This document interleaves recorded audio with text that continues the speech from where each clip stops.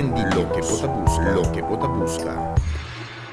Também interessante caso que vai tratar não completamente, não com conteúdo, mas pro forma na tema così, homem que atira atraco riba três minimarket, três tocos chineses aqui na Cachau, com posição de arma candela, dus bola vai reparar o caso vai um lugar, não sei, vai pisar e a pessoa aqui você atrobe, não somente atraco armado, e acaba então prioridade, mas também posição de arma candela com nossa turma hobby sério.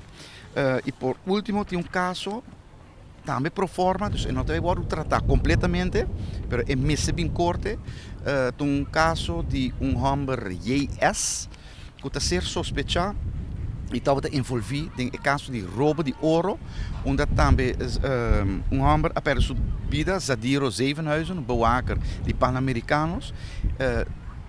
Nós temos 5 pessoas cerradas em caso aqui, e a pessoa aqui chega o tempo que é mesmo apresentado em corte, senão está nosso acto contileiros, nós mesmo apresentado em corte para o resto uma decisão se porque será mais largo, se ou não. Então, a que JS vai apresentar amanhã, pro forma, nos explica o resto, nós não está claro com o caso, e acaba a tomar lugar outros detenção, nós não se pede o resto para mais tempo e para será logicamente. No caso aqui de roubo de ouro, que toma lugar na free zone, na aeroporto Hato, e caso aqui toma lugar 6 de março, último. Nós temos 5 pessoas será no momento aqui. E o último que aqui será, então já domingo, de groot kwartier.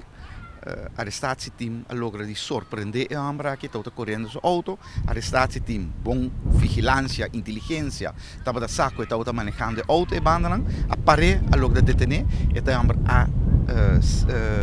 ACI, e está detener também junto com 4 mais. 5 na tour será para o roubo de ouro.